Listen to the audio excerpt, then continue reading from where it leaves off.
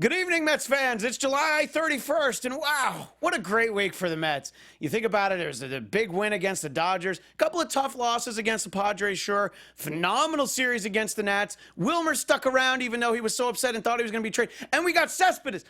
Oh, wait a minute, that was the 2015 Mets. So, let me check my notes, and ooh, 2 ugly blown saves and barely 2 wins. Mets Wrap 360 starts now. You're tuning into the destination for TV superfan discussion, AFTERBUZZ TV. And now, let the buzz begin. Thank you. Well, we're all here today to just make some comments that are very important. Of all the Mets seasons that I've encountered in my travels, this was the most human.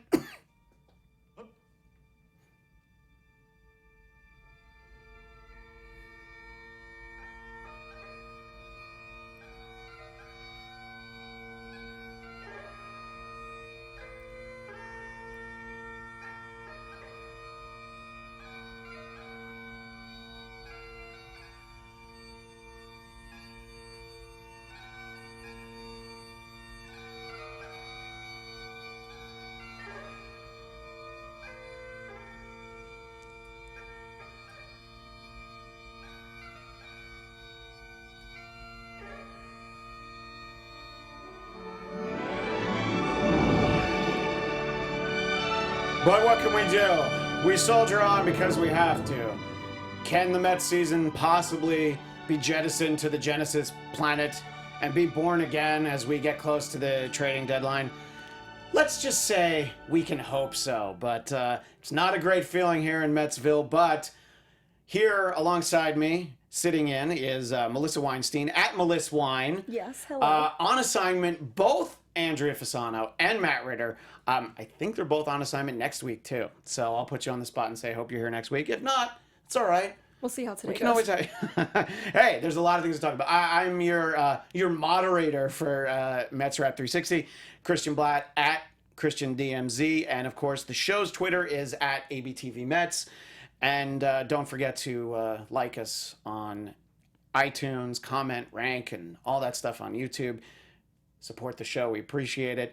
So I guess what it comes down to, before we break down into some of the more painful aspects of this week, Melissa, the first thing that I'll say, last week's show, I was really on Neil Walker. Was not a big Neil Walker fan. I wanted him to sit down, not start as much. I said both him and Asdrubal Cabrera.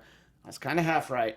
But Neil Walker, what a great week. Yeah. I mean, there were a couple games where he went 3 for 3. I think he might have had 7 consecutive hits over 2 days. He actually went 12 for 19 Great. this week. The only game that he did not hit in looks like game 2 of the doubleheader on Tuesday. And he The one that they won. So Yes. they didn't need him to hit, Exactly, apparently. and he didn't play in game 1, so Okay. no So, problem. No problem. So, look, I'm happy to be wrong. I hope that the whole overly dramatic but still really upsetting opening to the show is blown out of proportion, and even by next week, I'm excited again. But it was just a bad week to be watching Mets baseball, because even when the games were fun and enjoyable, they didn't end that way, and that hurts. So what we could hope for is that reinforcements are on the way. There's been a lot of talk about Lucroy from the Brewers now, who went to the Indians, vetoed the trade of the Indians. Yeah. And, so now it's like, it's still the carrot that the Mets are dangling. But I'm much more interested that there's talks at least there's some interest in Jay Bruce from the Reds. I think that's much more useful. I mean, you already have a offensively minded catcher. Not that Lucroy isn't great, but I didn't know that was what they saw as their biggest need. So are you hearing anything encouraging, from all the beat writers, from the Mark Riggs, from the Adam Rubens, from all that crowd? Because I'm not. Maybe you read more closely. You know what? And I think a lot of it has to do with what happened last year with Wilmer Flores. I think they still want to do their jobs and they still want to report on it. But at the end of the day, we have to remember trade rumors are rumors. Yeah. And you can't jump the gun on it. And you can talk as much about it as you want before it happens. But you're wrong. Yeah. It's not going to happen. Case in point, Wilmer's still on the team a year later. Exactly. And Yeah, I mean, and I agree that looking into bullpen help made sense. As I was telling you before we started, I was actually just down in Anaheim watching the Red Sox and Angels with a friend of mine. Houston Street is somebody you've heard that the Mets might be possibly interested in. He came in the top of the ninth with a 3-0 lead and gave up 5 runs to the Red Sox. So the way I look at that is not that he's not a good deal. He's not a good pitcher for the Mets. He had a bad day, but maybe all of a sudden he's a little bit cheaper. So I feel like if you can put in the bullpen guys who have been closers before, like Addison Reed and Clippard last year, but at the end it was really disappointing. But as they were sort of going over the hump in August and early September, he was great and he had been a closer. So if they can get another arm, somebody that's been a closer, Joe Smith, somebody they talked about, I vaguely remember him being a closer for the Yankees at one point. So, and we won't talk about specific players, Melissa, but if there's a need to address, and if you have a specific player in mind, please go ahead, but I'm not going to put you on the spot to pick it. But what do you think is the most important thing that they address in terms of, in the next, what do we have, like 12, 15, 16 hours? No, 1 o'clock tomorrow. 1 o'clock our time, yeah. You know what?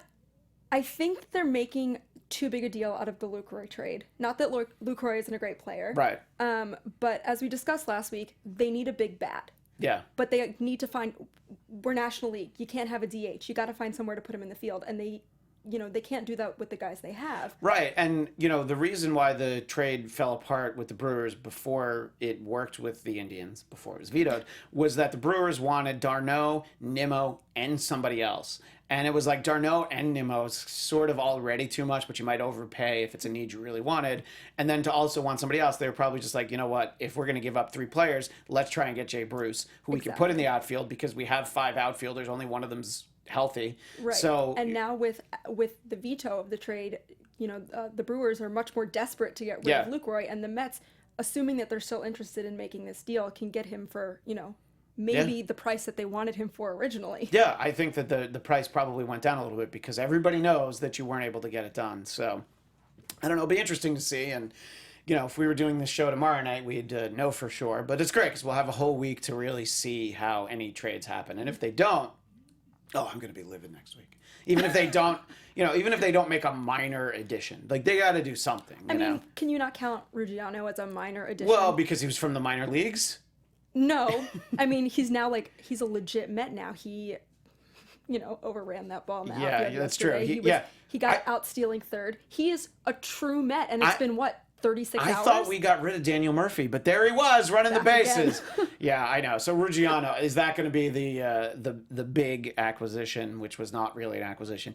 I'm sure. I do believe that they're trying, and if they don't make anything, I won't be as upset in years where the team probably wasn't as good as I hoped they were, and they didn't do anything. They're at least trying to get some stuff done, but I don't think that they, look, they've already gone through a lot of stuff in the farm for some of the deals they made, especially, Cespedes. So if they don't get it done, there'll still be some players around for the next couple of years, d'Arnaud, Nimmo, and who knows who And I else. do think it's important to note, I believe it was Anthony DiComo who tweeted just before we came on, that the Mets record today was the exact same as it was at this time last year. So after the game, 4 games over 500, or before the game, 3 games over 500? I didn't read it that close. Come on, Anthony, be more specific. No, that's... He probably wrote it. So that's interesting because, as the season's gone along, as disappointing as some of the games have been, they're sort of kind of on pace where they were last year. The difference was last year, they added a guy who was just a beast, And of course now, he's going to get 5 games as a DL. Yeah. A DH, but... Right. How much is that going to do for us? Right. Well, the games are in Detroit, right? So, New York and then it's New York and then Detroit. So there are 5 games. So, 5 games to the DL didn't sound good. I got nervous. No. But, 5 games as a DH. We've already added... I'm going to say 2.5. Did they add Cabrera today? So not technically, but I did check. So there's 8 Mets on the DL. Does not include Cespedes. Sorry, but it does include Cabrera because I'm making an assumption. And you're not counting Matt Harvey? Or? Correct. Okay. So wait, no, I am. Sorry. Okay, there are 8 Mets on the DL. Do you have a list, or is it... It's okay if you don't. But 3 of them were added this week. Again, assuming Cabrera is added, and then Lagares and Reyes. Yeah. That's an absurd which number. Is the perfect opportunity to talk about the Cabaret Swine, which I'm holding up for our YouTube viewers. I'm getting the feeling that I should have opened it last week because Reyes had a good week. We were all feeling good about the team. Now this is I might I might have to drink it the last week of the season, just that, out of As long as I'm here, you can drink yeah, whatever you want. whatever happens, you'll be here the last week of the season because as hopefully we're like gearing towards a wild card or even a division series or something. But we'll see how it all shakes out. But I feel bad because I think last week might have been the week to try and. But you know what? There's going to be something better. He's going to hit for the cycle. But it He's has gonna to do be something. okay. But the rules for the Cabernet wine, for those who maybe didn't see when I first talked, Reyes has to do something really significant. It has to help the team win because he's had some great games within the team lost.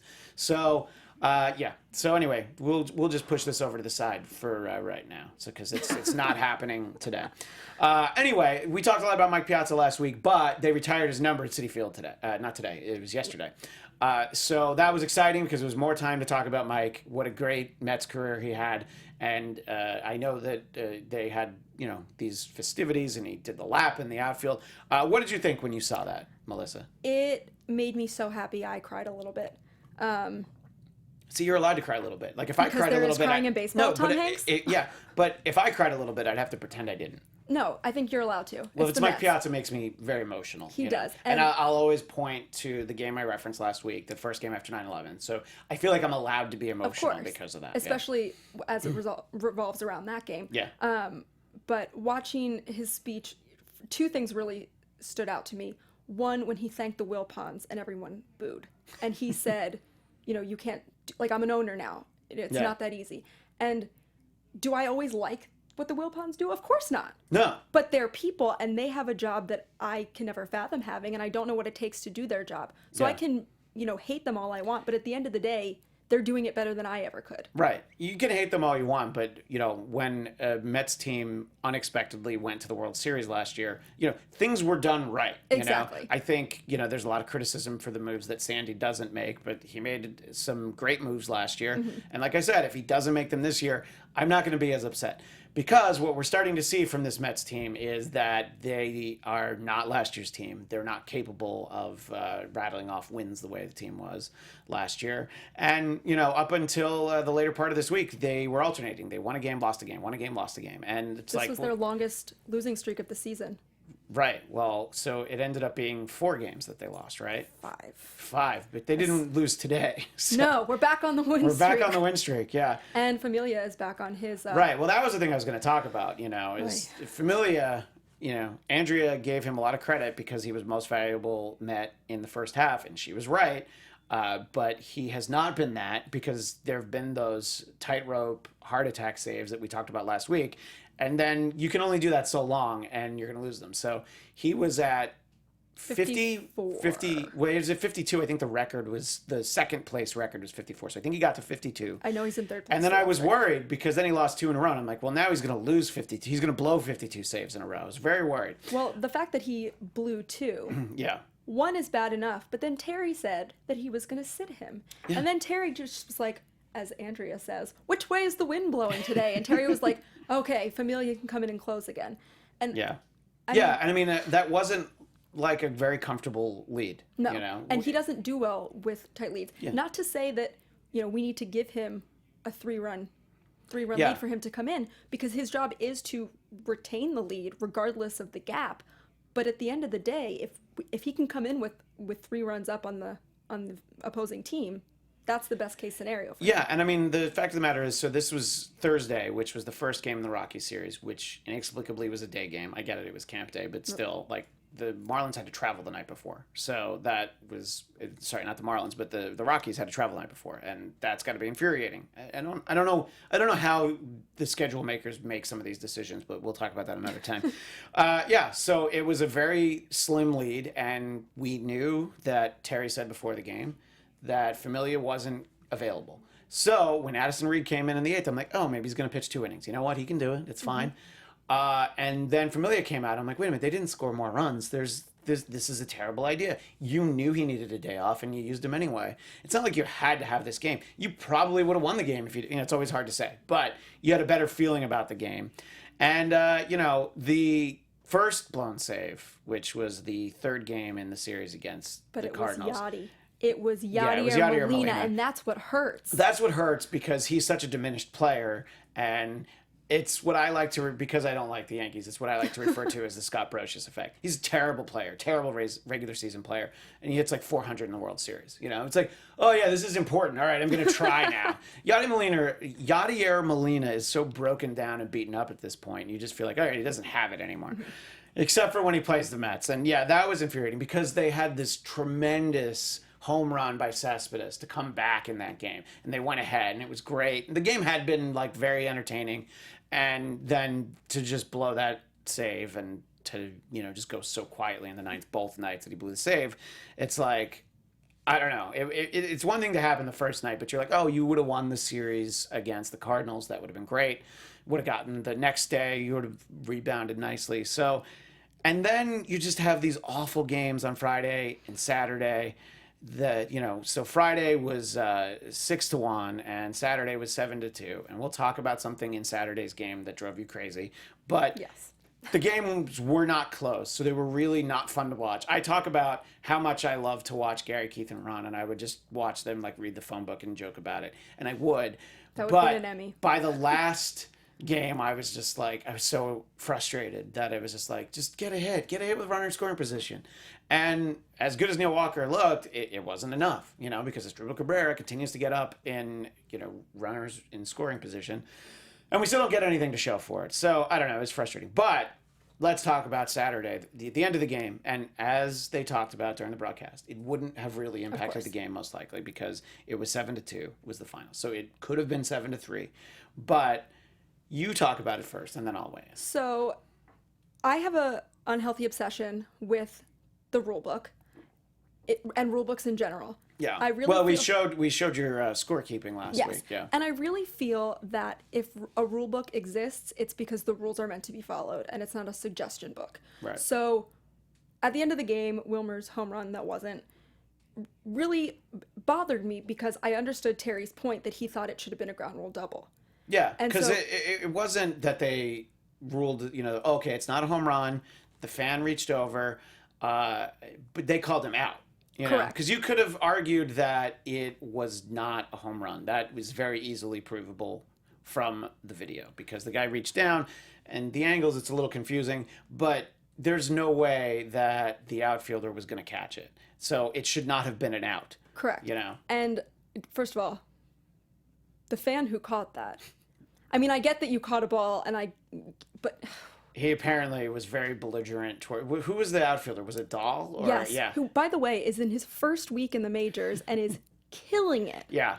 Look, the Rockies have had some good luck with Trevor Story and Dahl. You know, just right when they come up, boom. Mm-hmm. You know, and that's a team that should be better, but they pitch their home games, you know, 1,000 miles up in the air. Yeah, I'm exaggerating. But anyway, so back to the rule book. I took to the rule book because I was curious as what does or does not count as an automatic out. So the first thing I want to read is something that is under the category general instructions to umpires. Oh, because boy. Apparently they need instructions. Well, clearly they need instructions because So- you get bad replay calls like that night. And I'm going to tweet out an image of this later. So if you don't So, understand at what I'm Melissa saying. Wine. Yes. Yeah. So if you don't understand what I'm saying And now, I'll retweet them from at ABTV yes. Mets. So this is from general instructions to umpires. Do not allow criticism to keep you from studying out bad situations that may lead to protested games.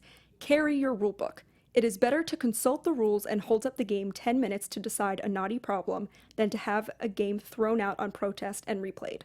So apparently they needed to be told that, which bothers me. That it's not common sense. That is common sense. So- I think ever since the Pine Tar game that there's a lot of like, just, you know, try and keep your head, figure it all out. Exactly. So they then don't seem to listen. I took to, this is rule 6.01D. I love rule numbers. Go ahead. More. And this is for unintentional interference. I'm going to summarize the beginning part, but basically it's only unintentional interference if it's by someone who has the authorization to be on the field, be it a bat boy, a player, an umpire, base coach, etc. So if the interference is intentional, which would be a fan, the ball shall be dead at the moment of interference, and the umpire shall impose such penalties as, in his opinion, will nullify the act of interference.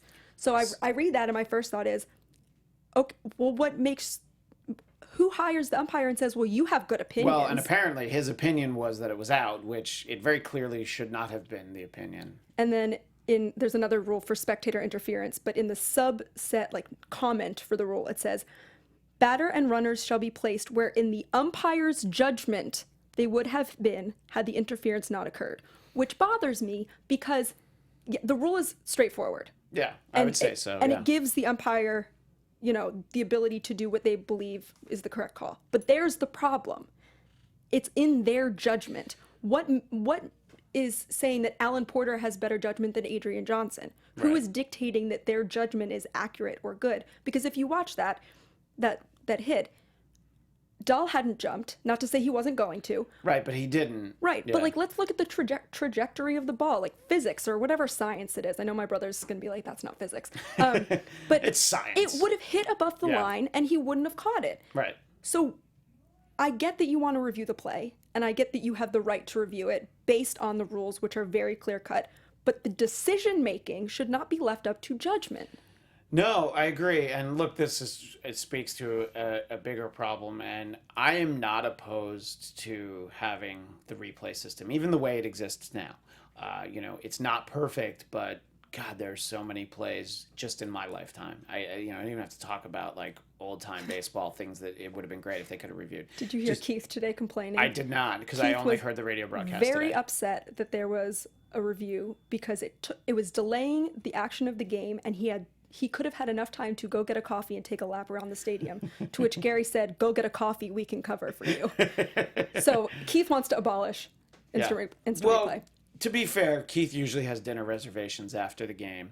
And we saw him. I was going to say, when we were in San Diego last season, we had met up down there, and he did not have a reservation. He did not have a reservation. He could not get into the Taka, the sushi bar near Petco Park, which is delicious. So and if you're in San Diego, please. And if they want to send us free sushi, I'll take it express all the way up. That's fine. But and I was so excited. I'm like, oh my God, is Keith going to sit at the sushi bar with us? And then he couldn't get in, and then he left, and I was like, oh. Yeah, but doesn't it make you feel better that you're better than Keith Hernandez? Okay, in that way, I got to the restaurant earlier, that's the only way I'm better. We still had to wait an hour, though. I don't even have a cool mustache. I got nothing, He doesn't anymore either. And he goes back and forth. But anyway, can't keep it all of that besides the point. It is the question, as much as I think that replay is useful, there are too many times where they just so blatantly get it wrong. Like, when they review it and they say no decision because they can't figure out whether or not to overturn it, or if they just say the call stands because of the fact that there's not enough evidence. I'm fine with all that. They looked, they couldn't, at least there was an opportunity. And what drives me crazy more than this, and I should have talked about this in the series against the Marlins, because Don Mattingly, to his credit, uses this really well. He is out of challenges, but then he will go talk to the umpires and get them to review it on their own. And I don't know how Terry didn't get thrown out of the game for complaining at the fact that Don Mattingly got an extra review, and it did overturn the play and it did impact the game. But I can't believe I didn't talk about this that week because it drove me so crazy. There must have been so much more. You remember it a week later. I remember so it. You know. And it drove me so crazy. There had to be so much worse that happened later in the week is probably why I didn't remember to talk about it. And it's just, I don't know. But what do you guys think of replay? I mean, you know what? If they're not going to get it right, I say you can get rid of it. So tweet us at ABTV Mets or comment on the YouTube page, and we'll certainly comment on it next week. So anyway, as I mentioned, I went down to Anaheim today for I cheated on the Mets and I saw the Angels. But I was keeping an eye on the scoreboard and looking at my phone. And Syndergaard, from what I could hear on the drive down, because the first few innings I did hear the radio broadcast, seemed like he was having a good game. But then he must have had a high pitch count because 118. Yeah. And because I saw that he was out early, I'm like, what is Blevins doing in the game? And it's sort of great that we can get our phones and keep tabs on a game, but it makes it infuriating because you're like, what's going on? And then sometimes it takes so long for the next play. You're like, what happened? Did somebody run on the field? Did they foul off 19 pitches? You don't know. Or when it says injury pause, and I'm like, who's injured? Who's what injured? happened? Yeah. And then it's like somebody, their fingernail broke on a pitch. Right. Or it's like ball in play for 2 minutes. You're like, that's a long in play. But Giancarlo Stanton. It still hasn't landed yet. I think a couple of those home runs at Citi Field that he hit a couple weeks ago still have not landed. But anyway, so it seemed like he had a good game, but all these Mets pitchers are throwing so many pitches. So clearly everybody has a good approach to at least Syndergaard and Matz. They're in particular the two that have high pitch counts. No, and DeGrom as well, actually. So you're just working the pitch count, and that seems to be what happened in today's game. Am I correct in that? Yes. Melissa? I mean, Syndergaard's pitch count was high. He wasn't pitching particularly poorly. Right. He was doing a great job. But, I mean, especially with a young guy who has had, been around the injury conversation quite a few times this year. What with the bone spurs? Yes, and, 118 is high, whether you've been in the injury talks or not. Yeah. And the fact that they let him stay in that long, I mean, is, again, a very Terry thing to do. The wind is blowing east, so Syndergaard gets 118 pitches today. But, and then, another game he'll use 5 relievers in an inning. Exactly. So it just depends. But anyway, back to your point. Yeah. That was the end of my point. That was the end of your point. So and I don't know. So again, credit to Neil Walker, who I was definitely piling on last week. Glad to see that he's hitting again. It has been a long time since May, though, so nice of you to wake up and actually start hitting again. Did you hear his home run today? He has officially hit more home runs this year as a Met than he did all of last year as a Pirate. Is that absurd? That is absurd because although it's been a long time since he hit one, because I Yes. remember he was getting close His to it. April was ridiculous. That April was insane. Yeah. I know. I felt really good about the Mets in April. We started the show in May, and I feel like I sort of. So when the show started, the Mets went downhill. Just a little bit. Yeah, there's some good weeks, but I do take some of the credit. But anyway, so it seemed like a good game. And tell me about the Familia save. Was it another tightrope one, or was it reasonably quick? It was beautiful. It was a 1-2-3. I love that. Bottom of the ninth. Of course, it's because I didn't watch. Of course. I had to stop watching. I'll do the show and just ask you every week. So what happened? That's too much pressure. Yeah, okay. He struck out the first 2 guys, and the third one was a little comebacker, like a tapper. I wouldn't call it a comebacker. To Familia, and he did his little toss that was almost in the dirt and could have been pretty bad. But you know what? A 1-2-3 inning and a save. I'll take it. That's great. Start the streak over again. Well, and now we turn the page to the week ahead. As we alluded to, you have the 4 games, the home and home against the Yankees. And it looks like tomorrow night we'll have Sabathia and Verrett. And then that'll be great. Tuesday it'll be Tanaka and DeGrom, which could be really good. Tanaka's sort of up and down, and you know what? So is DeGrom sometimes. And then there were some TBDs. Ivan Nova for the Yankees at Yankee Stadium on Wednesday. It seems like it would be Matz. And then Nathan Eovaldi for the Yankees on Thursday. Probably Cologne again, although he did not really. On short rest. That short rest did not look good. And, he is 53 or whatever he is. So maybe. That's generous. I'm just saying. So, I don't know. Maybe they know they're going to add a starter, or they hope they add a starter, and they'll put him in the mix. But Melissa and I were trading messages earlier today because the game Twitter. started. Oh, yeah, that's right. You're right. On the game was in a rain delay, and I was like, oh, this would be so great if it gets rained out. Because I don't need the stress of another, miserable loss to the Rockies. And then Syndergaard could start against the Yankees, and everybody gets a day. But they won, so then it's like, all right, I was wrong. But it did come at the cost Of Asdrubal Cabrera. Yeah, which, how much does that cost, really? I'm sure he's a nice guy. I don't want him to be hurt.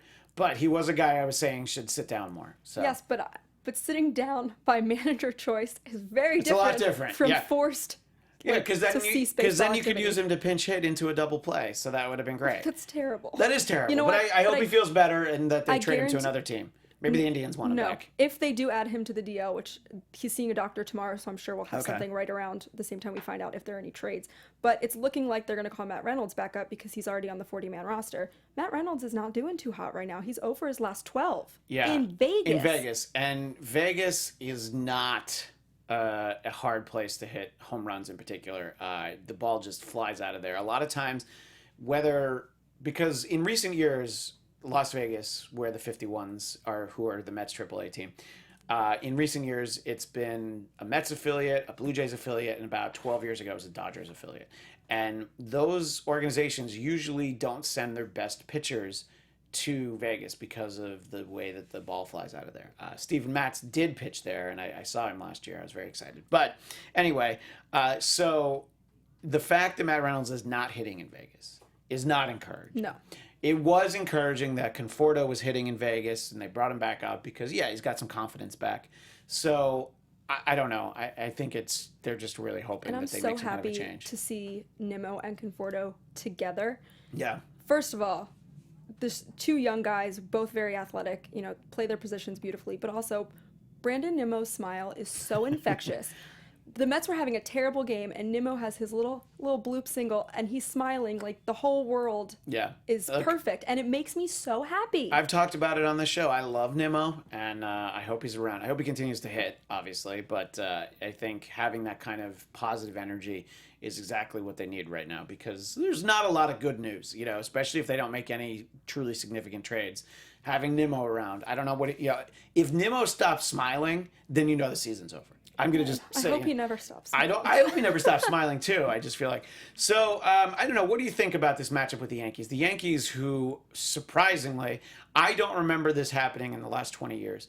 The Yankees have conceded that this is not a year that they're going to be competitive, and they're dealing away everyone in their bullpen. They dealt away Aroldis Chapman and Andrew Miller. Yeah, they got clippered. So clearly, they don't... They're going for it. Yeah, they're going for blown saves is what they're going for, as we found with Clippard last year.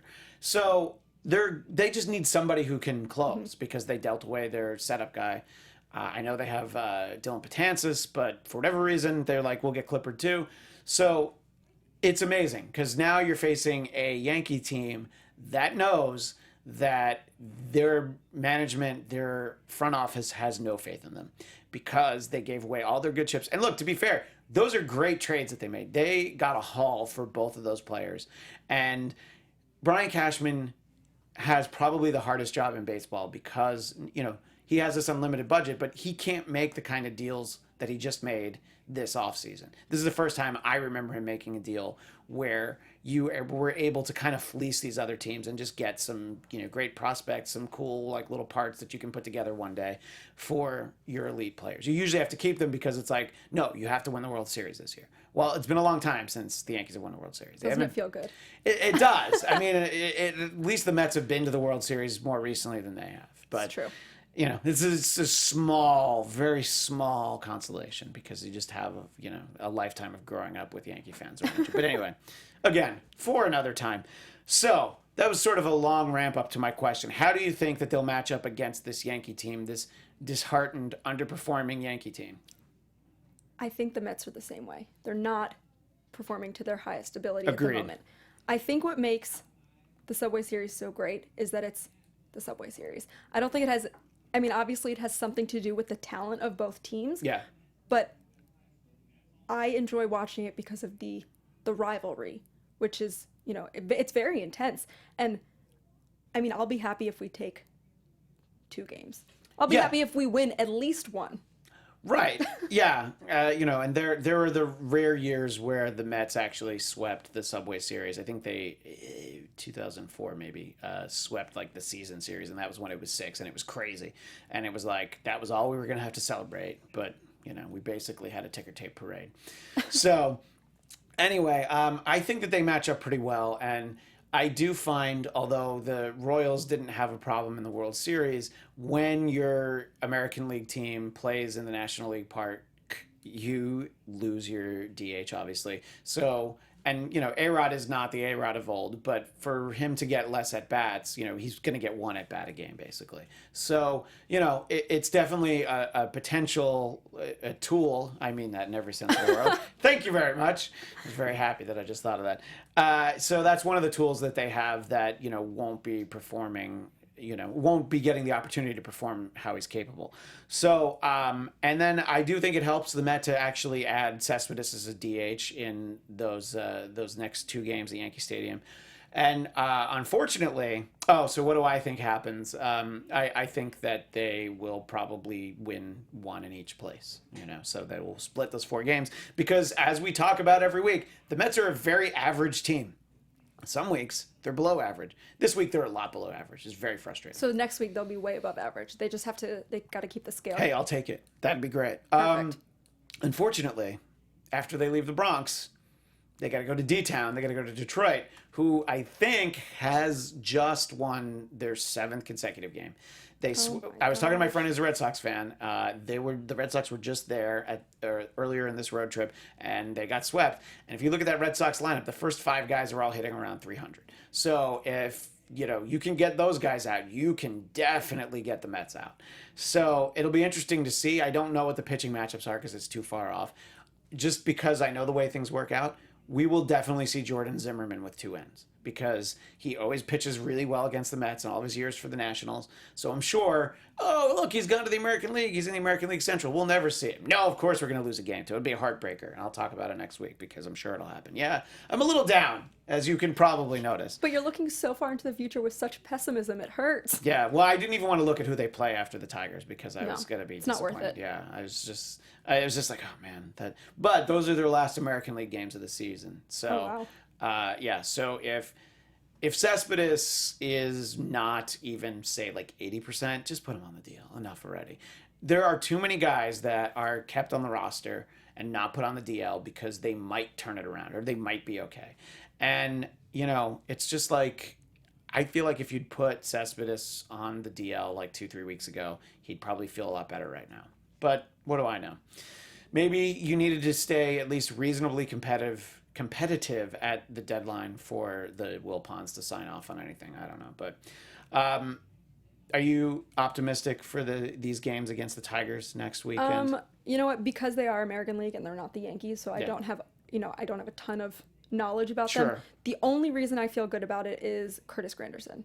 Because I feel like he knows the park. That's true. Not to say that he knows, the players so much has changed since he's been there. It's a good point because he's going to play 5 straight games. Well, if you count the 2 at Citi Field. So he's going to play every game he plays this week will be at a park where he's been a home player. Exactly. So he's very comfortable with everywhere. And that makes me feel better. But again, Granderson's been slumping recently, so yes, it doesn't make me feel great. Yeah.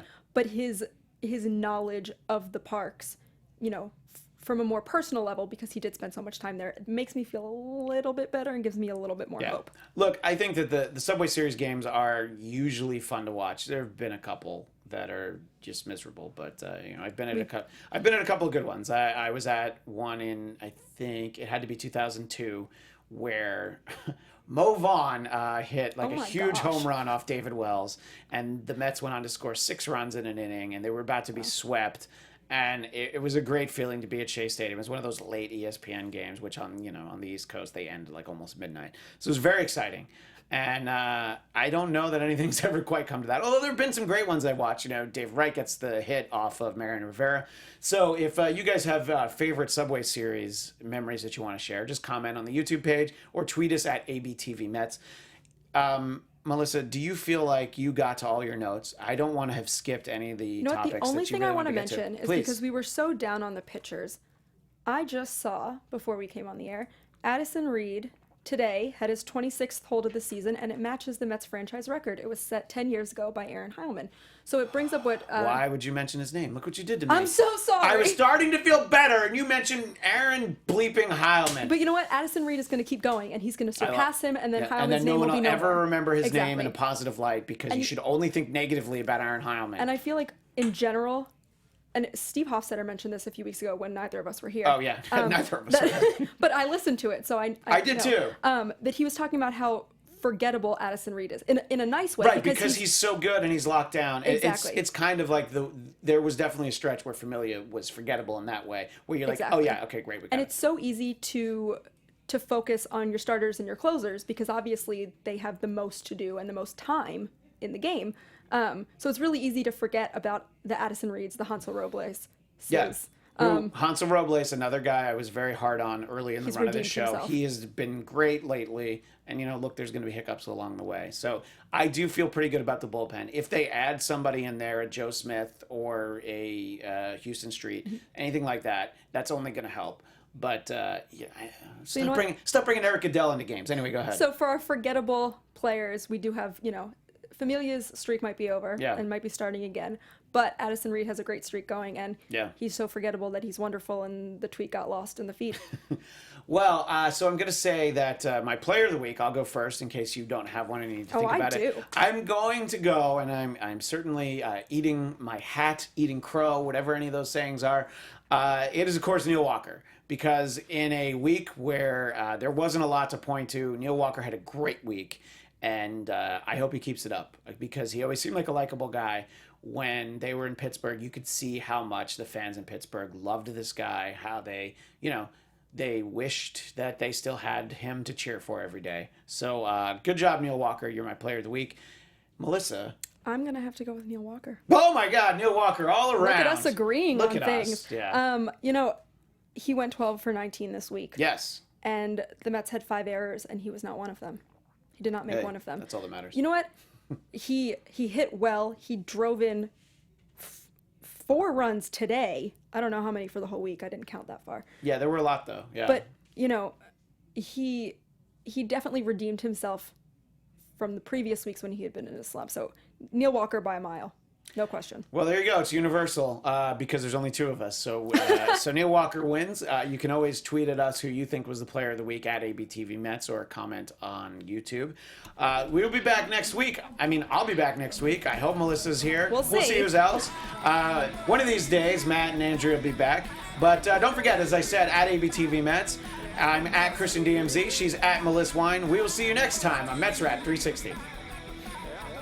From executive producers Maria Menounos, Kevin Undergaro, Phil Svitek, and the entire AfterBuzz TV staff, we would like to thank you for listening to the AfterBuzz TV network. To watch or listen to other after shows and post comments or questions, be sure to visit AfterBuzzTV.com. I'm Sir Richard Wentworth, and this has been a presentation of AfterBuzz TV. Buzz you later. The views expressed herein are those of the hosts only and do not necessarily reflect the views of AfterBuzz TV or its owners or principals.